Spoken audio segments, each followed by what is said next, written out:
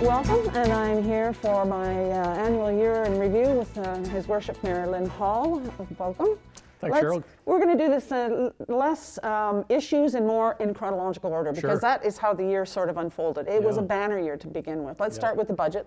3.44% tax hike was approved by City Council. Yep. That was just to, what, maintain systems? Yeah, pretty much. You know, we take a look at operationally, what does it look like from a capital project perspective and from a service perspective. What do residents expect? And of course, we always talk about snow clearing, so that becomes a big part of the conversation, operations, capital, and services. Now we had, there was a January 13th meeting. This transpired at a meeting that was the year before, a big council meeting in December. There was a game plan at that point for dealing with downtown. The downtown was front and center for the City Council in January, including the creation, I believe, of at that time it was a safe, clean, inclusive downtown. Yeah. How did that come about? Well, that came about, and you know, the history is more than just this past year. When I came in 2014, the conversation was, and I was asked repeatedly, what are you going to do about downtown? For me, it was development. How can we spur on development in our downtown? How can we bring people downtown to live in the area and populate it? But it quickly changed. We've got a tremendous amount of development, which is a good story, and we'll get to that in a bit. But it came about because of what was happening with our social issues, mental health issues, opioid addiction issues, homelessness issues in our downtown, and its impact on the businesses downtown. But not just the downtown. Let's not forget about the Gateway. We had camps strewn throughout the community. And so we put that committee together to take a look at what in fact could be, what could come of it. What ideas are out there that we haven't thought of as an organization. And so that's where that committee started. And I will say, right from about mid-2015, this file has been uppermost. And in conversations, we have almost daily, Cheryl, about what we can do about these social issues downtown. January 20th, a report came back, probably put a spring in your step. I'm just going to rattle off some. It was a report basically outlining all the good things that were supposed to be coming to our city.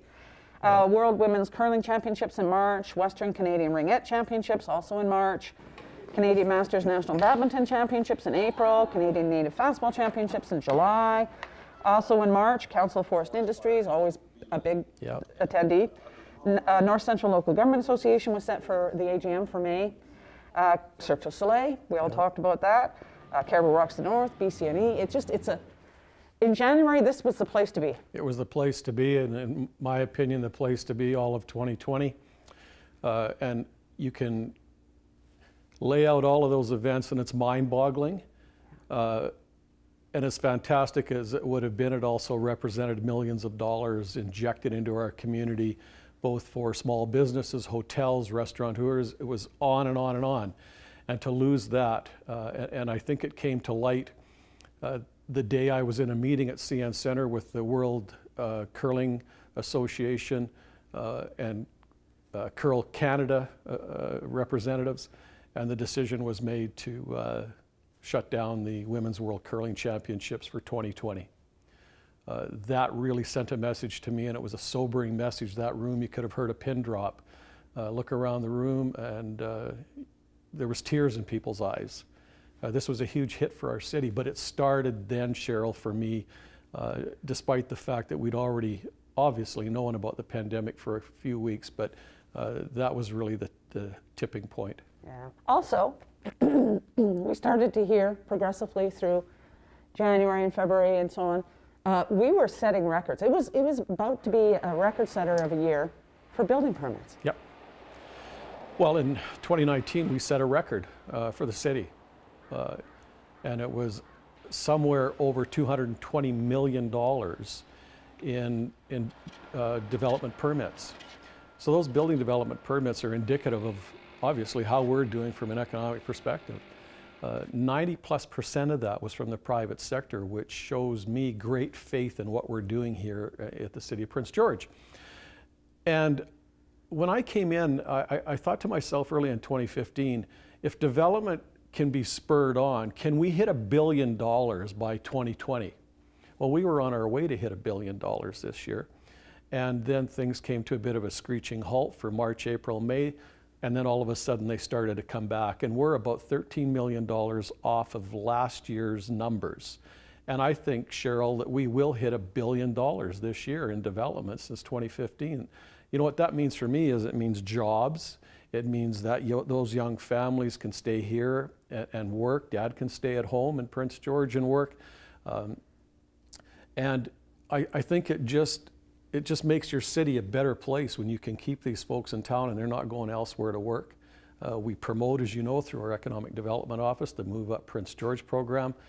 We take a look at the affordability of housing, recreational opportunities, great school system, K-12, university and the college.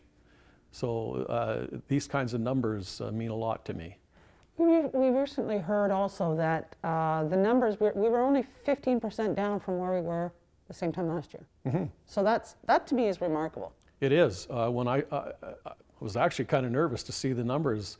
They started to come out though and show a return to somewhat normal around building in late to early, I guess early to late spring. And you're absolutely right.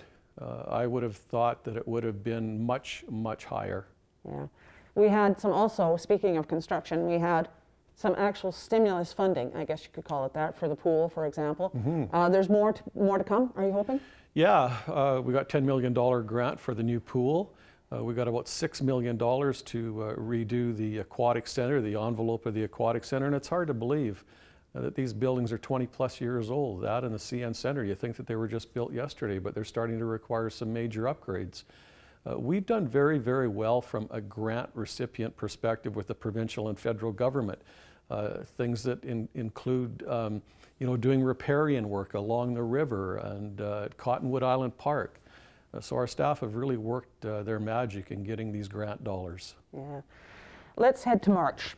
Mm-hmm. I was also an attendee at a rather major announcement at the Ritchie Brothers. A hemp production company was coming to town. They had very high aspirations. Yep.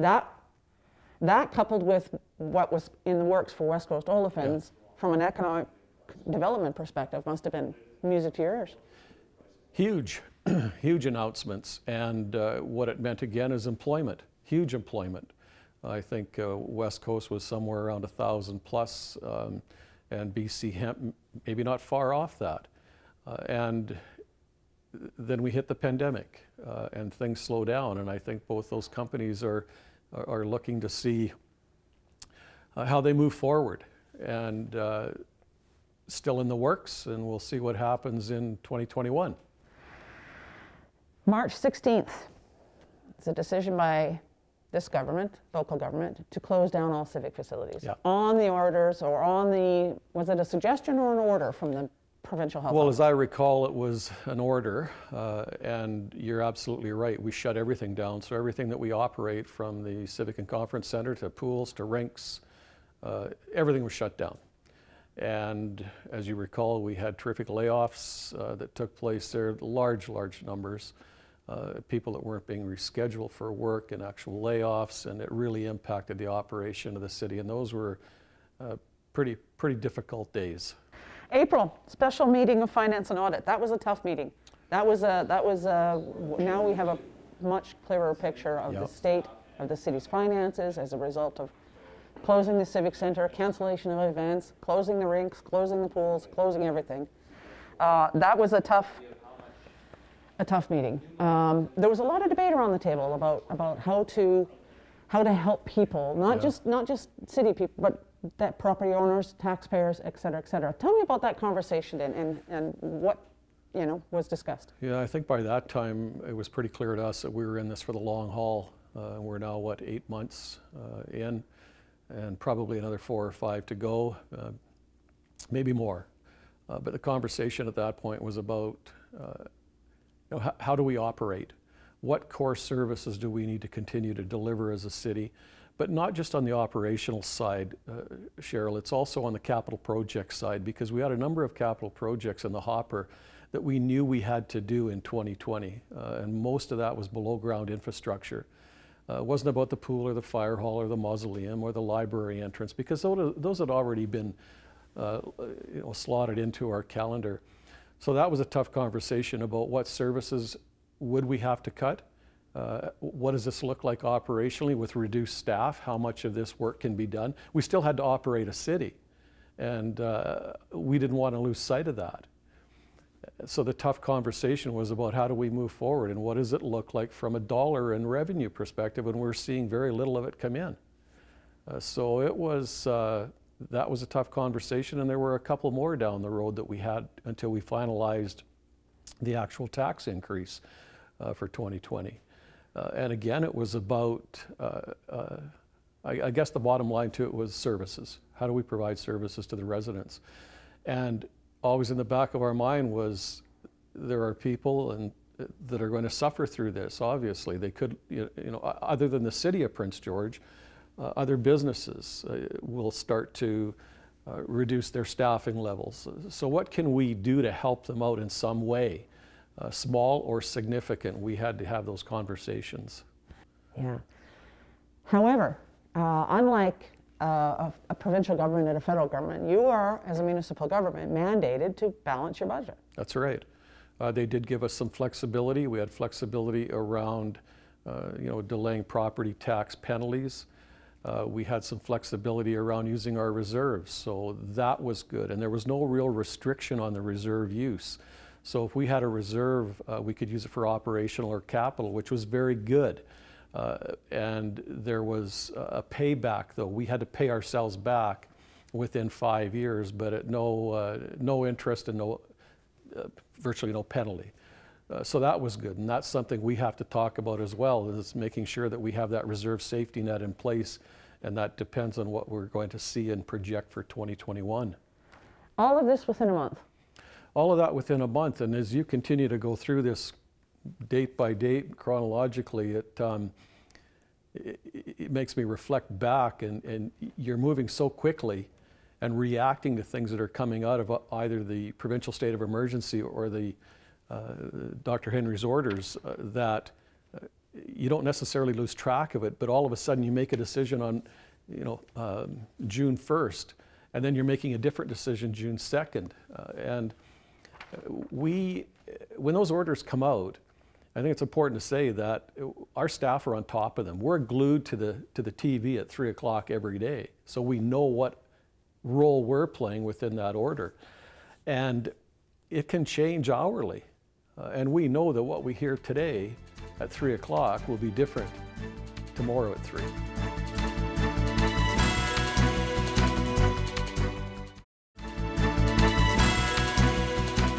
There was a recommendation, council passed a 1.75. A couple of councillors were really trying to push the 0% tax increase for this year. Yep. But there would have been consequences to that. That was the argument made, in favor of a 1.75% tax hike. Yeah, and that was a great discussion, a great conversation at that meeting about what does 0 look like. Just show us what it looks like, and what does 1%, 2% look like.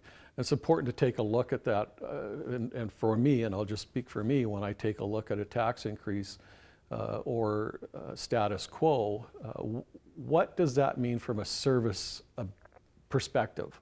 What services do we continue with? What do we curtail? What do we shrink?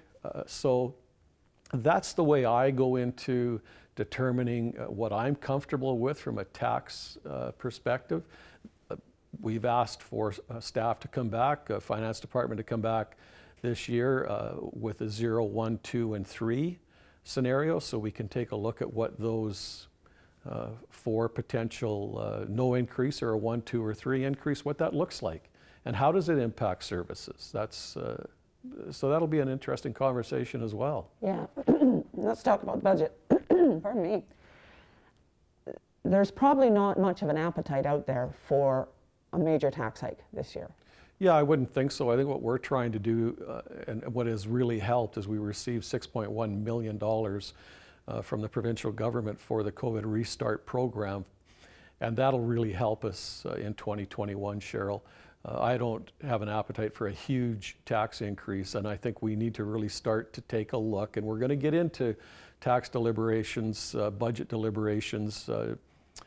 January 25th is our first meeting, and I think those discussions are going to take some time, and we really want to be focused in on what's our core operation and what are we looking at from a service level perspective. Now, June 3rd, there was a council meeting. There was a report came back to council. There was a bit of heat being borne on council to open some of these facilities again. In particular, the ICE users they're a very vocal, very loud group in this city. And so a scenario was presented by Adam Dayi, Director of Community Services, Public Safety, about, okay, we can reopen the rigs on said date, the pool on another date, and that whole conversation began. I mean, it was done even at potential loss of revenue for the city to do this. Explain that to me. That mystified me. Yeah, so we started to hear from hockey organizations, ICE users. I had met with the Council of Seniors, and we were talking about how we can open up the CN Center for winter walking. There was just a lot of things that were coming at us from a recreational perspective, but I think also from a physical and mental wellness perspective.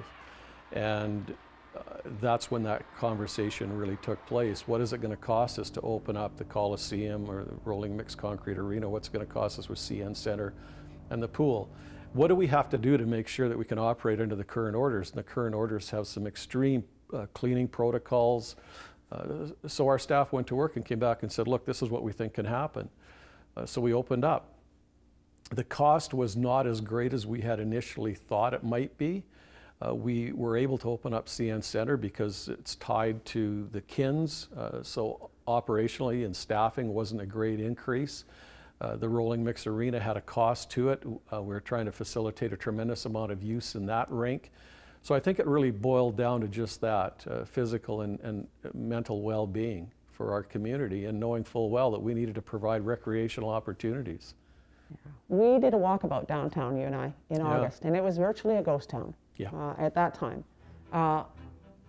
Were you surprised, or have you been surprised through the course of the summer what has reopened and or what hasn't even? Yeah, I've had a lot of surprises through this, Cheryl. Yes, so as you know, I'm downtown quite a bit. I'm driving around, walking around. Businesses have just done whatever they can do to open up, to meet those health orders. And that's really been a key. And they've done great work. The thing that has surprised me is we're seeing, and have for a while, different segments of our business community who are thriving. You take a look at, well, construction is great in the community at all levels, residential, commercial, industrial. But the other piece that's really interesting to me is that people are doing more home renovations. So you're seeing home renovators, and you're seeing our lumber companies and those kinds of things that are thriving and doing very, very well. You're seeing the smaller businesses that are still struggling in some areas, and that's troubling, but that's why we have the support Prince George, buy local. Those are important things for us to do, and I know that we do. We have a responsibility as a community to help these folks out, and the way we help these small businesses out is by buying local. Yeah. All through the course of the summer, everyone's fixated on COVID and how to respond to ever-changing provincial health orders. In the meantime, we have another crisis that's going on provincially. Yeah. That's, you know, if you look at the numbers, was kind of fell off the radar, and that was the opioid crisis. Yeah. We are seeing record numbers of deaths. Record numbers. Our Northern Health Authority region is not immune from it, and they are troubling. And it has been a crisis long before COVID hit us. It's been a crisis for a number of years, and you and I have talked a lot about understanding that it is a crisis and getting that message out.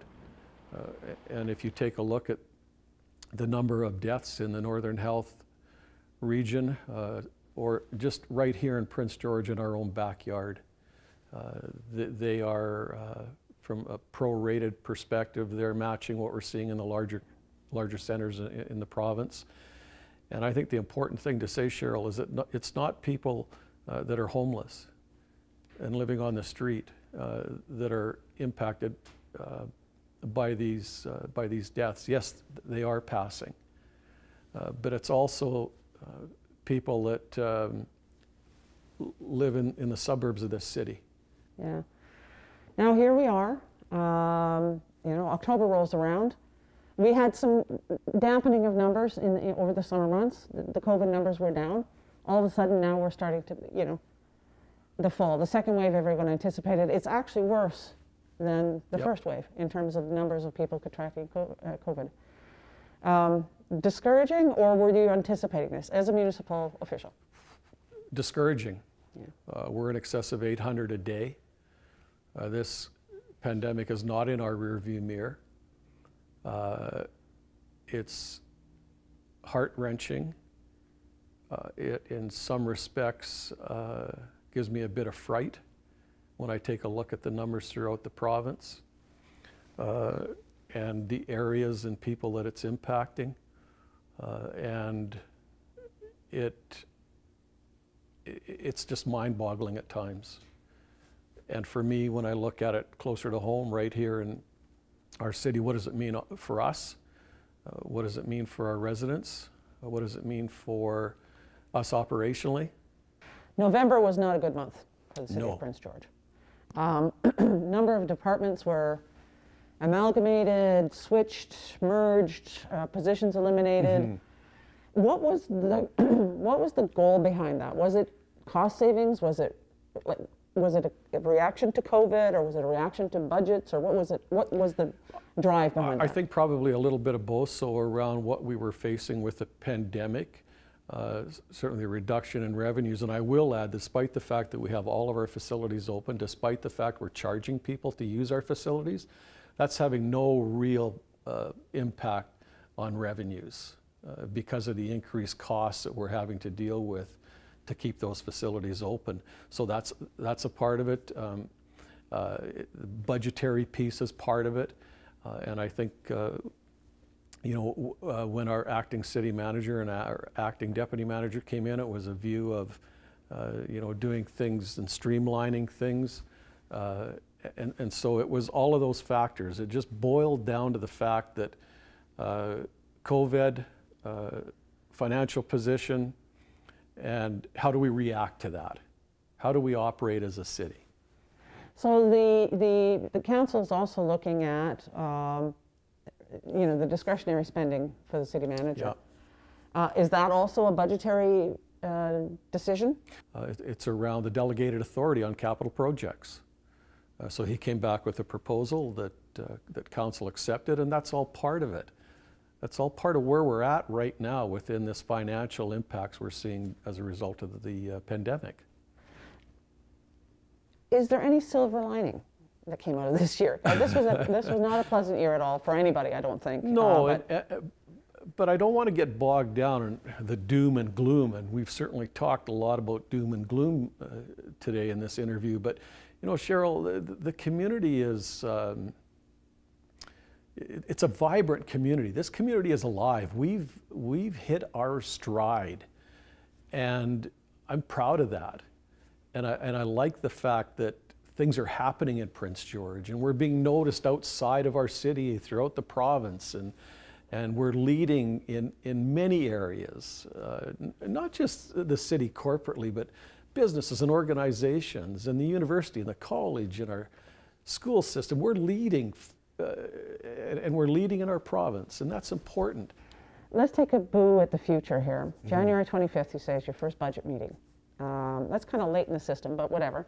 That is going to be a tough conversation, because I don't think when 2020 comes to an end that it's just going to be throwing open the doors to COVID's over. We're so far not out of the woods. It's unbelievable. Not at all. And the reason we pushed it to January is just because of what you said, really.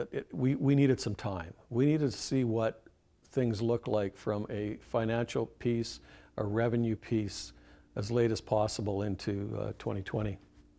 So those budget conversations in January, and we have to have our budget filed by mid-May. I think that there's going to be a lot of conversation about 2021, 2022, and for me, this is about looking down the road 2, 3, 4 years. What does it look like? Somebody asked me, was this a casual conversation? What do you think it would have been like in 2020 if there had been no such thing as COVID-19? What would the city have been like in your mind? We would have had an unbelievable year. We would have seen in excess of the $220 million in building this year. We would have seen huge, huge national, provincial, and world events in our city. We would have been, I think we would have looked at 2020 as being a hallmark year. Yeah. I really do. All right. On a happy note, however, yeah. It is the holiday season. It is the holiday season. Anything you want to say? Yeah, I really want to pass on to people that despite the fact that we're in the middle of this, and despite the fact that we've got orders about how we get together, how many of us can get together, I think it's important in whatever way you can to keep in touch with family, whether it's virtually, whether or not we're able to get together in small groups in our homes with family. Keep close, keep connected. And for me, I can't wait for the Christmas season. We're into it now, obviously, but it's just important for us to understand what's important to us. And I will speak for myself. We are reaching out to family all over the place, and we're trying to do something on Christmas Day and New Year's Day and Boxing Day, whether it's just virtually, a telephone call. Just keep in touch, have a conversation with folks that you may not have talked to for quite some time, and that's important. And I just really want to wish everybody a Merry Christmas and happy holiday season. And I'm positive enough to think that 2021 is going to turn out to be a much better year than 2020. It may take a little bit of time, Cheryl, but I think it will. I hope you're right. I want to thank the residents of Prince George. I said a few minutes ago about our resiliency, and I think that they have really stepped up. Each and one of them have stepped up to do what they can to reduce the threat and reduce the impact of this pandemic. Well, I hope you're right. That way, we'll wrap it up at that. Thank you. Thank you very much for taking time. Greatly appreciated. Enjoyed it.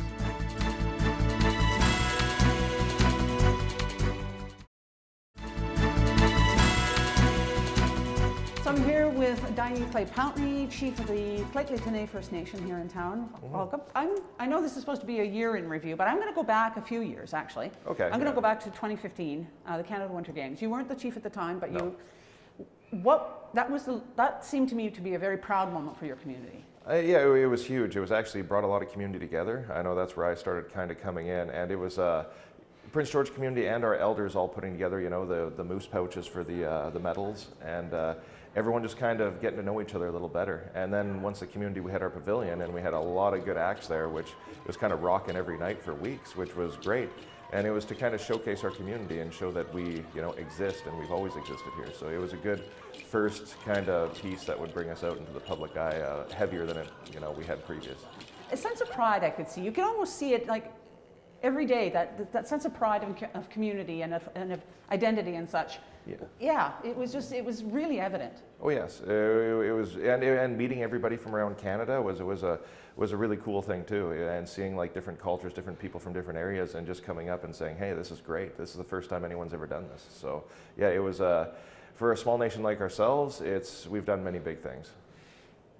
fast forward to that spring, renaming of the Clayton or Fort George Memorial Park to Clayton Memorial Park. How big a deal was that? That was huge too, but we got a lot of flack for that. I know it did come from the city. I believe Councillor Murray Krause. I think he's the one who pushed that, and we thank him for sure. Like the city has always been working with us kind of in the background, but I think these were initial steps that that relationship has kind of progressed because of these. They're there to let us know that they're there to help us, right? We're there to work side by side. So we took a lot of flack from that. But the city didn't buckle.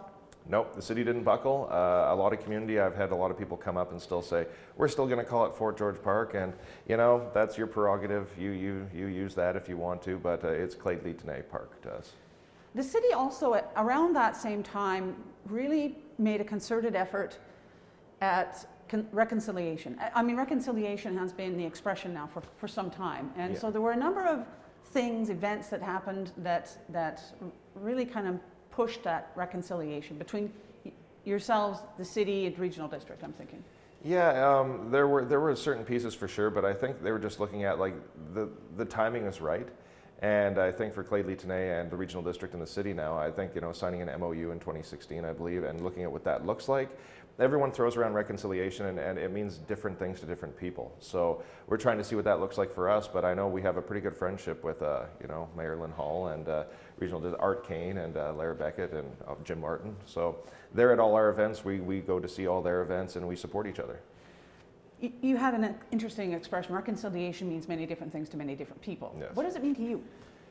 Oh, that's a tough one because there's so many different fronts of it. I think it's kind of a blanket term. I don't really like it being used too much because reconciliation does mean different things to different people. Even within our nation, it means different things to different people. So it's kind of, for myself, it looks like how are we going to make things better from what they were, what happened previous. So that could take 100 years. We don't know how long this is going to take, but a lot of people are already going, we're sick of this reconciliation stuff, and it's going, well, we were sick of what we went through for 100 years. So, you know, how long is this going to take? We don't know, but it's good that people are making initial first steps. Yeah, at least the word is being talked about. That's exactly right. June 2018, it was a bash, big pavilion. Oh yeah. Opened in Clayton Memorial Park. Yeah. That was a party. Yeah, it kind of was, depending who's all invited. But the pavilion was a good piece, but it's also, we don't like anybody touching the park. Everyone has to realize that it is a burial ground. So we've had that forever. A lot of things got moved around since, you know, the 20s. So we're still trying to piece together where pieces are. And I know there were a bunch of remains found when they were digging a footing within there. So we've talked to the city, and the city, even they were going, oh geez, like how do we kind of navigate the waters here? Our community, very divided, once again. A lot of people are saying, don't dig. That's essentially what we're saying for the park. And the pavilion's nice, it is nice, and we do have our elders there, and we do have our community members there to show, but at the same token, like, we need more input when these things are being built. And I think that was a big piece that we learned at that point. Yeah, and I think there was a commitment by the city at that point that, you know, that's the last of it. And before they even touch anything in the park now, it's they get Clayton input. We let them know. Yeah. So yeah. Perfect. All right. Boy, that was a big one. October 9th, to be specific, 2018. Oh. Enbridge. Yes. Pipeline explosion. That literally rocked your community. Literally. Yeah, literally rocked the whole community. My phone blew up from members going, oh, look at this. And I thought it was, at first I thought it was a joke. I was like, whoa, where did that happen? And they said, look closer. And I was going, oh my God, okay, that's the community. We went into damage control instantly. How is everybody? Is everybody okay? We need a meeting point. We need that muster point. We get everybody. So myself and a couple council members and the chief at the time, we were literally just kind of, we just had to adapt and just take it as we came. We had ministries calling saying how many people are dead. We're going, geez, like, I hope nobody. No one had a plan in place. So it's like the police came, the fire department came, ambulances came, people for, you know, West Coast Energy, Spectra Energy, Enbridge, everybody was there, Pembina, and they were blocking the way of our community even getting out of there. So, like, we're trying to work together to say, hey guys, like, what happens when you guys screw up? like how, like, it's going to affect us, but what's the play here? if CN Rail derailed. They don't tell us anything. So like, what are you supposed to be doing? What are we supposed to be doing? Muster points, everything else. Our community just kind of self-evacuated. And luckily everyone banded together, and we're a pretty tight community, and I thank everybody that was out there. They were going house to house, making sure everybody was, out of the community, because we didn't know what was coming next. So when you see a big fireball sitting there, at first community thought a plane crashed. It was that bad. And then it was just like, well, that fire's not going out. So we still have a community that's really, they're just traumatized. And we have the pipeline that's still there. There's actually 3 of them, but they have to drive over them every day, and not knowing like if that's going to happen again. What if you're driving over it and that little rumble like sets something off again? I know they say world-class safety, but that's very questionable. Yeah. Mm-hmm. Is the community, so what is the community doing now about that? I know there's a lawsuit. There was a lawsuit. There is. Okay. It's still there. We just haven't been very vocal on it. We've been looking to see what this is going to look like. So there's the litigation process. We've been kind of exploring maybe negotiation a little bit, but industry is very tough. Especially a lot of industry coming through BC. If you look at these pipelines that are coming through, they're from like Alberta companies. They do a different way of business over there. And in BC, there's 204 different nations.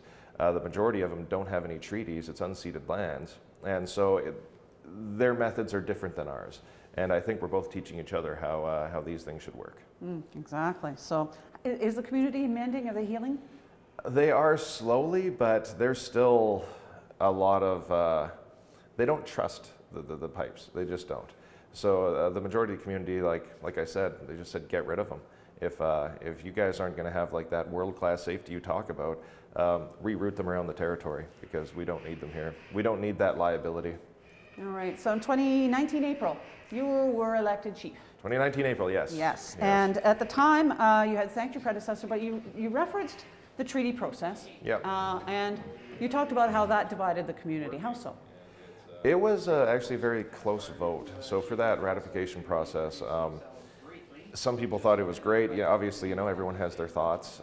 My thoughts, I didn't think it was a great thing for the community at the time. I think to me, it was like an old 1995 car that they, buffed up and were trying to sell it in 2018. And, it was built back then, and it wasn't built for the time now, especially in the times we're in now. So it divided the community. A lot of communities seen it as a way out, and a lot of communities seen it as a bad thing as well, and it was pretty split. So when I had to come in 2019, I did reference economic development, and I said we have to push forward and do a lot of great things, which we can with our rights and title, and we have been doing that. But coming in as a young chief, I have to show everybody this is what we can do without this, because I have to rise the community up in a way that they see that, okay, like you were against this and these were the reasons why. So now I see ourselves in a pretty good position. Speaking of economic development, you did reference that when you became chief. You went off to a summit looking at the possibility of First Nations getting into the business of cannabis. You came back from that meeting with a lot more questions than you went with. Exactly, yeah. So, where is that at? Does it still look interesting to you? Not so much. It did at the time. I think it's one of those things when you actually looked at how the United States kind of did it. So you looked at Colorado, Washington State. The people that came out of the gate and they were prepared and they were ready benefited. But the people that came in late, it didn't seem like the benefit was really there. So there's other pieces to it too, because there's the cannabis piece, but like the more questions would be like the medicinal pieces, CBDs, things like this, hemp, fibers, all these other pieces that are there. But it's still like in our minds a little bit, but I don't think it's something we've been pursuing heavily. Yeah. Boy, you had a busy 2019. We're going to fast forward to November. There we were on Southside, and we were grand opening of a mini house. And so tell me about that project. How did that get started? We got off a freeze list. So essentially what happened was, so our community for a very long time was kind of on a freeze list for, you have to show CMHC and lenders that you're doing your due diligence to, the rents and everything else that come in. So our housing manager and everybody else worked hard to get us back on a list where we can actually get that borrowing status. So we did that, and right out of the gate, obviously we need houses. So we haven't built any houses since I think late 90s. early 2000s. So the project for the homes that fit Clade Lee were these, they call them small homes. Yeah, they're not that small. It's bigger than a Vancouver apartment. They're very nice, and they're extremely efficient. So we built 3 on each side to start. At that time, we also started blocks. So we started laying the groundwork for more houses to come. Our community is growing, so we have to actually build houses and build the whole community up, because these houses from 1998, we're still like fixing them up and bringing them along, and they're great houses too, but there's a lot of things that have changed. So we're building these high efficiency houses that they work for elders, they work for, you know, single or very small families. So it's very cool.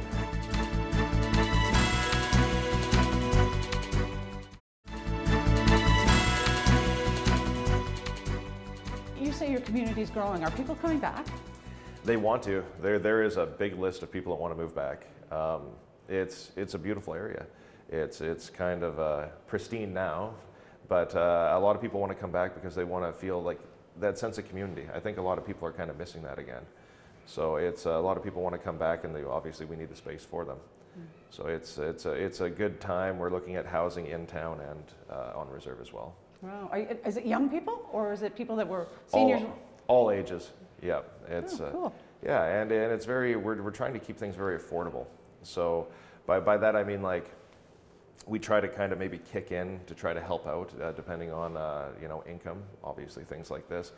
But because of the past and just like what everybody went through, we're trying to make the lives easier now, moving forward. So people don't have to worry. It'd be nice to actually, you know, every community member has a easier way of life, and also an income that they can go on a trip every once a year just to go see the world, or things like this. Just whatever they want to do. It's just trying to look what happened in the past. That's terrible. Let's make it a little easier to ride out the rest of your days. Yeah. 28 days after that, I got to attend it was an amazing event, the Potlatch. Oh yeah, the Potlatch. Wow, that was amazing. I'd never ever seen anything like that, and for obvious reasons, you weren't allowed them. Yeah, well, yeah, it was. They were taken away a very long time ago. I know. We kind of practiced them a very long time ago, from what I know. Like, we got to dig back in history, and that's the hardest part for us, is the history that was lost. So it's trying to put things together and piece it together. It's lost, and we can find it, but we have to find it a bit. And a big piece of that was the governance system that was in this area a long time ago. So that was for the accountability with the school district. That was holding them accountable for all our kids and all First Nations kids within the territory to, you know, do your best job. We want smart kids coming up. Describe, for the people who don't maybe know what a potlatch is, what is it? A potlatch, it's like a governance system. So we had our clan system. So here we had 3 clans back in the day. We're up to 4. So you would have everybody there. You would have the clan heads, and you would discuss business. So you would discuss things like, how is everybody? You know, families, you know, how's the fish run this year? Are we going to survive the winter? Like, if you want to go back far enough, it was to keep everybody alive. But then it was a governance system in case something happened. You would have to hold people accountable. It was a big, back in the day, there was a big thing with like holding yourself in high respect and shame. And you always want to hold yourself in high respect because you're representing your family, your clan. And if you did shameful acts, they would bring you to the Potlatch, and they would have a feast and let you know you did wrong. So, you know, this is shameful, like quit it. And you knew you did something wrong. You'd be like, okay, you would have to make it up to the community. Mm-hmm. So there's big pieces like that, but we'd also hold other people accountable for different things. And it was just the governance system. It's like how the government sits down to legislature. Yeah. I think a big piece of that might have come from First Nations. Are we going to see another one? Maybe in time, for sure, but it's COVID times right now, and we cannot get anyone together. We got to play it very safe, and we're holding our elders we cherish them. We can't put them at risk. Yeah, no doubt. You formed a relationship, a partnership, I guess. I'm not sure if it was as far as an MOU, but with tourism. Yeah. Yes. How did that relationship transpire? Well, that was our economic development piece. So tourism and our department, they've met together. They've done all these pieces together to bring more tourism to PG, because if you look at it, tourism in PG is one of the biggest industries for Prince George. So we're looking at how we can showcase ourselves. And as you've seen lately, we're doing a pretty good job of it, and it's how we can work together to, you know, showcase, you know, Prince George, the community, but also showcase Clade-Lee and the territory. Yeah. Tough time. There was the school district with the new school, the new Kelly Road School, opted to rename it Shasti. Yeah.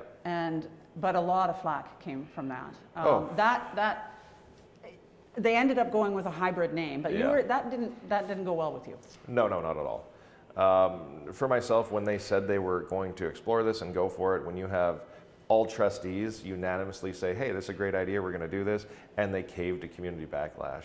So for myself, like the dual name, it keeps that conversation going for years to come, and it can create more division moving forward than just having that one name. So I know for Kelly Roaders, it's Shasti. I'm calling it Shasti because this is what it always was for us, that whole area. And it's a beautiful name it was kind of like a gift for having a story, an elder tell a story about the area that's been there for thousands of years. So the backlash that happened, it shouldn't have, and I noticed it was mostly from the parents and the grandparents and the people that feel like their history is being taken away. But you know, our history's been taken away as well, and we want to actually show you guys this.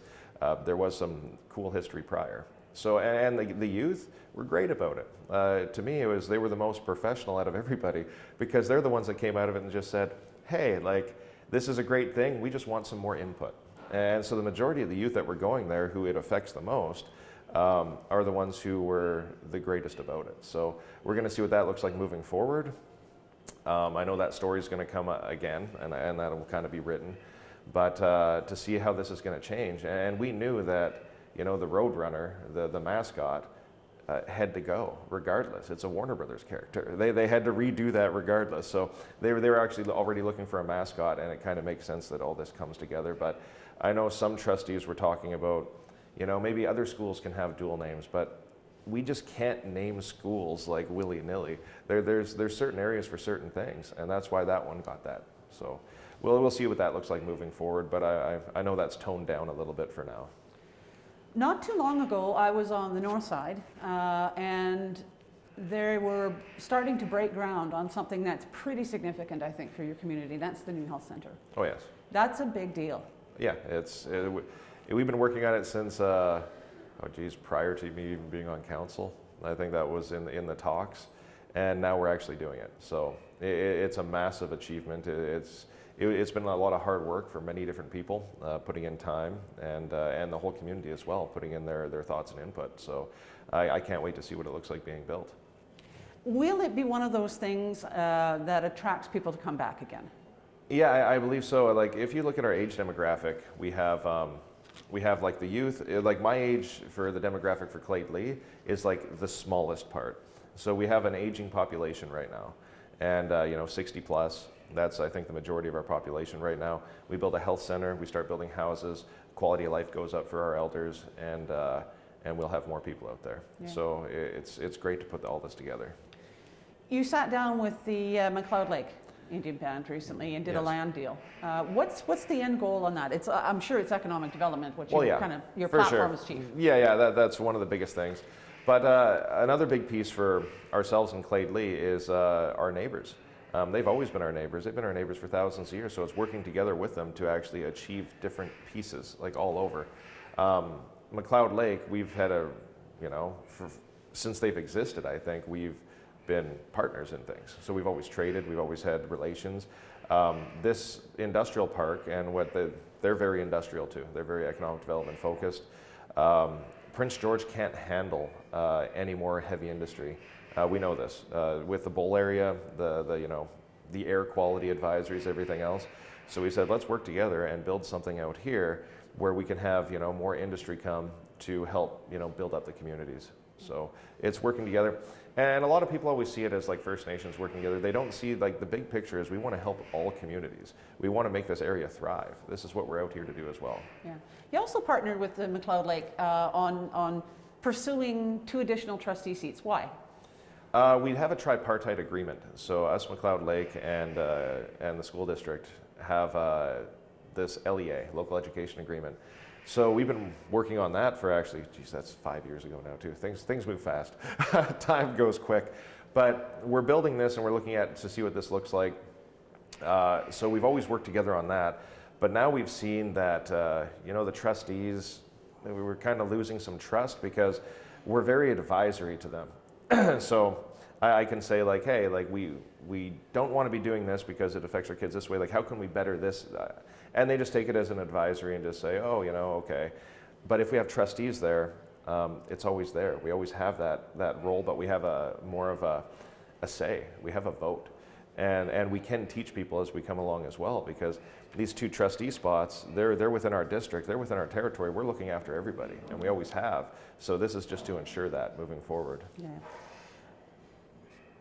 So, as you say, 5 years, time flies. We're in the midst of a pandemic. Has that really put the brakes? I mean, it doesn't seem to have put the brakes on what you have planned. How has it kind of changed your momentum?